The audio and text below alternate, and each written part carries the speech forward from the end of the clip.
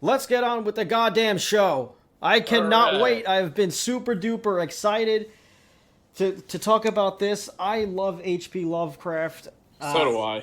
at some point in time, I would like to get a tattoo of Cthulhu somewhere on my body. I don't Yeah. know if I want it to be on my legs or on my arms, but I want Cthulhu somewhere on my person. I have a little Cthulhu statue in my house. That's awesome. At one point, I had a 3D printer. It was an amateur. It was an amateur 3D printer. It was like a very basic one. Hmm. Just it wasn't the best, but it was just like a standard, beginner one. Um, I would like to get like a good resin one at some point. But I mean, those aren't super duper expensive. But like to do what I want to do, I need it to be slightly bigger than that, than like the standard Yeah. one. But I had the Buddy Christ thing from the Yeah. View Askew universe and like the Kevin Yeah. Smith movies. For those of you who don't know, you should watch Dogma and you'll get the best image of it. But it's the statue of Jesus where he's just like pointing at somebody. He's like, "Hey, that's my boy." He's doing finger Yeah, guns. he's doing finger guns. That's Buddy Christ.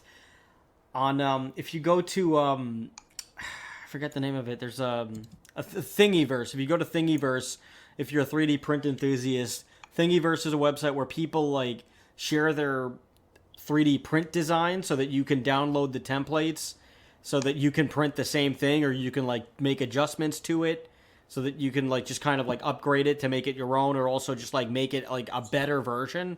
Hmm. It's a really cool community driven thing, but somebody on Thingiverse created a Buddy Cthulhu. So like yeah, It's awesome. it's really funny. There's actually I I believe. had printed Okay. it out, and I had printed out the Buddy Cthulhu, and I had it on my dresser of my old house for a long That's time until that's amazing. I moved, and it just probably got destroyed. It's probably cannon fodder right now. Hopefully not actual fodder for a real cannon, but like you know, There was a company that made like little like cute little plushies of all the different old ones. They had like Cthulhu and Dagon and like all of them. oh, that's Shub amazing. Niggurath or whatever. All the different little ones, and it was like they were like cutified. They had like big eyes and like they were silly looking. Yep. Well, somebody made a children's book Oh yeah, I of saw it was that. like an ABC book called C is for Cthulhu. Yes, I think it was kickstarted actually. It was If I remember. kickstarted. Yeah. And like I think the special edition came with like a big plushy Cthulhu. Yeah. It's really adorable stuff. Like just the like Cthulhu in itself, like Cthulhu got so big it like made it to a South Park. Like they put Cthulhu in South Park for Yeah. like the I mean, for their like Justice League ish thing, like the Coon and in Friends. in the there's a game called Scribblenauts. It's kind of a cute little video. It's a video game. Obviously, it came Mhm. out probably in like 2012 or 2013 or so. But basically, the premise of the game is you're like this kid and you have like this magic pencil or something, and Okay. anything you type in the game you could summon in like so like.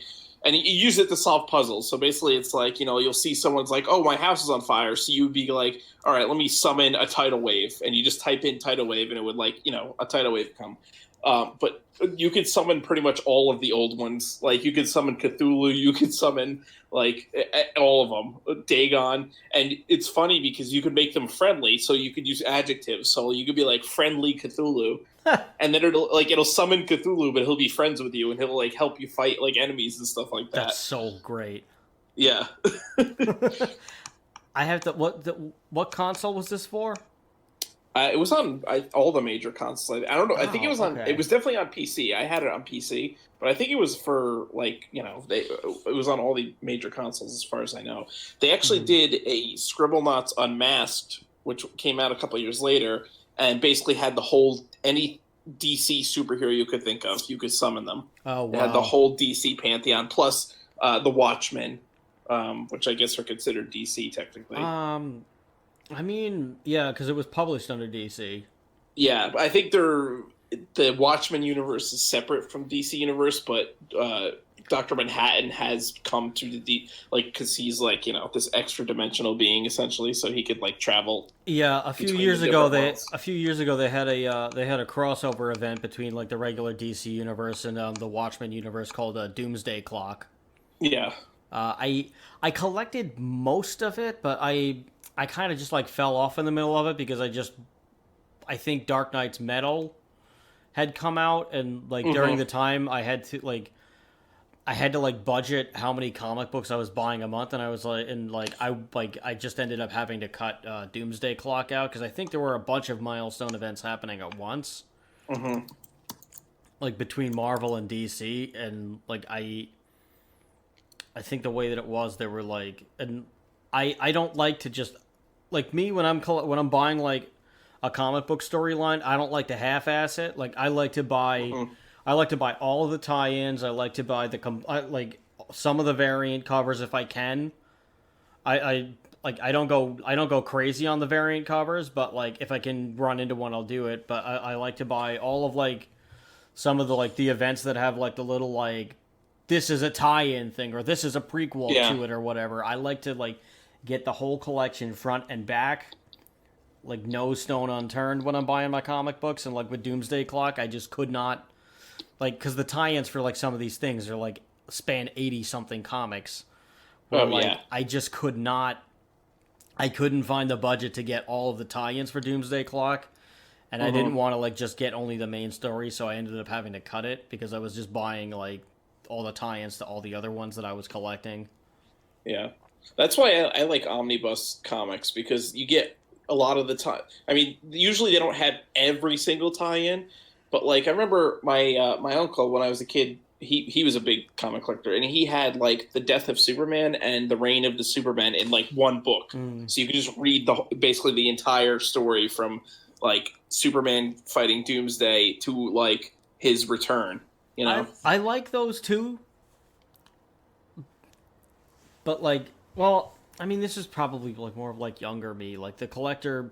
But the collector in me is never gonna die. I'm always gonna try to like, I don't. It's just how I'm hardwired. I'm gonna collect at some point in time. My like the object will, like, whatever I collect will change, but I'm always gonna be collecting something, whether it's like comic books or like records or cards or or like CDs or whatever the collectible is, you name it. I'm always gonna end up collecting something. Whether like like honestly, a collection will probably be the death of me. Like one day I'm just gonna have like a giant like collection. I'm just gonna have like a giant wall of something that I've collected that's meaningless. It's just gonna fall. It's gonna just collapse. It's just gonna fall on me. Honestly, if I swear to God, if I didn't get rid of all my Funko Pops, that would have happened. Yeah. Oh Jesus! Some of my Funko Pops actually were. I think I had like all of the Cthulhu variants that had come out. I haven't seen just to one tie Cthulhu this back. Funko Pop, because I would definitely. There's like a bunch of them. I know there are. I just haven't. I've never seen like, because it's weird about Funkos how like they have like certain stores have exclusive pops, so you only can find like you have to go to the GameStop for the GameStop pops or Hot Topic for the Hot Topic pops. Yeah. So it's like sometimes it's just hard to find. Well, yeah, I had a Cthulhu one from Books A Million. I think he had glasses. Oh, that's awesome. Yeah. I don't even know what Books A Million is or like where it's located. It's one of those mall bookstores, like Borders and stuff like that. Oh, okay. Where it's like a smaller bookstore because it's in the mall, but they have like a decent selection. Books A Millions actually is a good place for like D&D stuff and like trading cards as well. Oh, okay.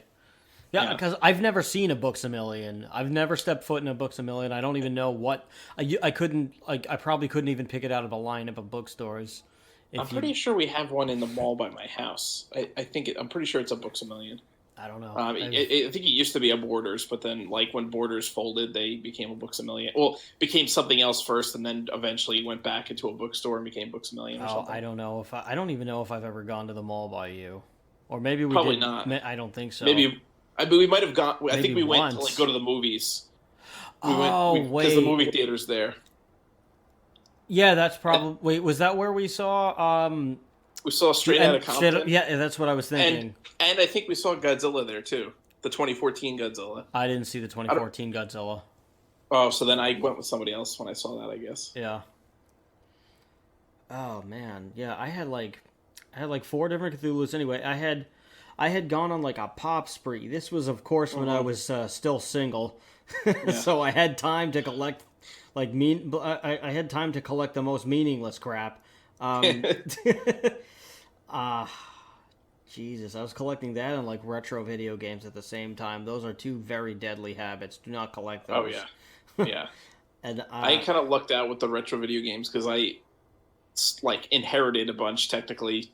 Well, not really inherited. My friend was just getting rid of all his Super Nintendo games, and he was like, "Do you want these?" And I was like, "Yes." So he gave me like a good 60 Super Nintendo games, basically. Jesus. I think that, and I think like my Magic card collection had just started, which like that's a whole another ball of friggin' wax as it is. Oh yeah, Magic Gathering cards is like... I got rid of like all of like my bulk crap over the summer because I was like, I cannot have this. Like now I have whatever decks that I have in like this like Stanley toolkit thing, just because it like shows me how many I'm allowed to own, and once it's full, which it is, it's like I can't buy any more. I can't buy anything new. I either have to sell one off or I can't make a new one, and that keeps me in check. Yeah. But good God, I had like all these friggin' Funko Pops. I think like one day I came home with one. I don't even know. I think I came home. Well, no, probably not even one. I probably came home with like 6 of them. And like I had him on a bookshelf, and over time I kept collecting so freaking many of these things that like I kept taking the shelves out of the bookshelf and taking the books off of the shelves and like just moving them into the storage room so that I could just stack the Funko Pops on the goddamn bookshelf. And like I had like this like pop wall, and I was proud of it until I wasn't. Yeah. But like I came home with like all these friggin' things one time, and I put it up and I completed the thing, and I was like, and I looked back at it and I was like, wow, this is so cool. I have so many Funko Pops. And then like I was like, let me count how many Funko Pops I have, and then I counted them and I said, oh shit. See, I always told myself when I started buying Funko Pops, I'm like, I'm never gonna buy one that's like common, I guess. Like I always only bought stuff that was like either like really obscure that like you wouldn't see in it. Like I have like Gracie Law and Lopan from Big Trouble in Little China because like I've never seen. I think you have the whole collection of Little China, Big Trouble in China. I don't have Kurt Russell.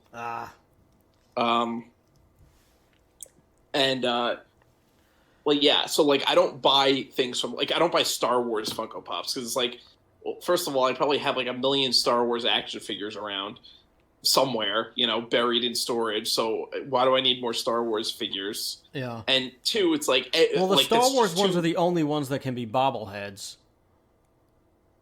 Is it really? Yeah, that's why the only ones that are bobbleheads after, like, the original bobblehead runs...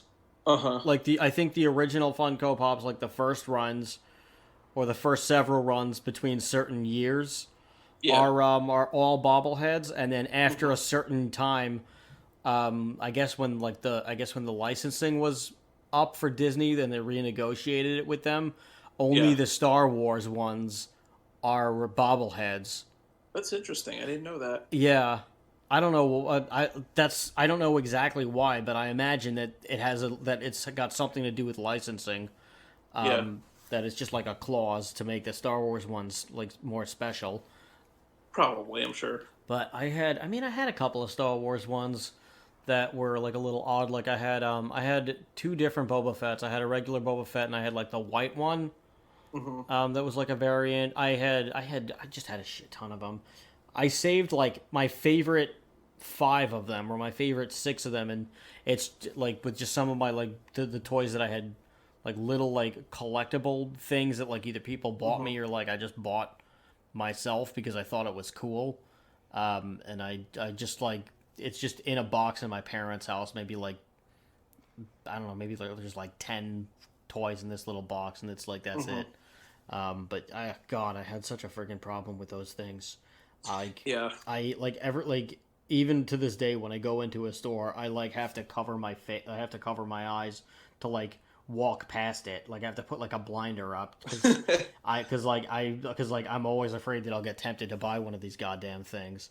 But See, like the second that I counted them, I had like 70 or like oh my God. I had next to if not 100. And see, I'm not even close. Oh, I might God. maybe have 20 total in my whole house, like, and that's between like ones that I've bought and ones that Caitlin's bought and ones that like I've been gifted.